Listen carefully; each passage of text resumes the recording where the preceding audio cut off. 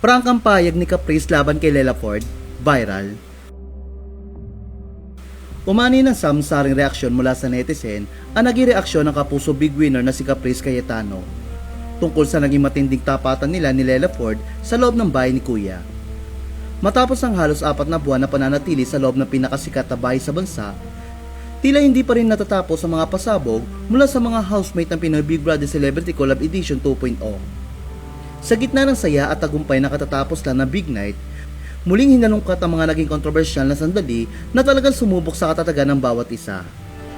Isa sa pinaka-pinag-uusapang eksena ay ang naganap na Big Tapatan Challenge, kung saan nagkaharap ang mga housemate para sa mga mahihirap na tanong na hindi inaasahan na marami. Isa sa naging viral na naging sagot ni Lela tungkol sa pagiging deserving sa top 8 ni Caprice. Matatandaan sinabi ni Lela na hindi karapat-dapat na mapabilang sa Ultimate 8 si Caprice dahil hindi pa niya nakikita ang lahat ng sides nito. Lalo na sa aspeto ng pagiging leader na hindi raw niya masyadong napapansin kay Caprice. Sa panayam sa Fast Talk with Boy Abundan nitong Lunes, nilinaw ni Caprice na hindi niya ito dinibdib o wala siyang kinimkim na galit laban kay Lela. Ipinaliwanag niya na naiintindihan niyang bahagi lamang ito ng utos ni Kuya at kailangan talagang sumagot sa mga mahihirap na tanong. Dagdag pa ni Caprice, humingi rin pa umanhin si kanya si Lela. Matapos ang pangyayari kaya naman, naging maayos ang kanilang ugnayan.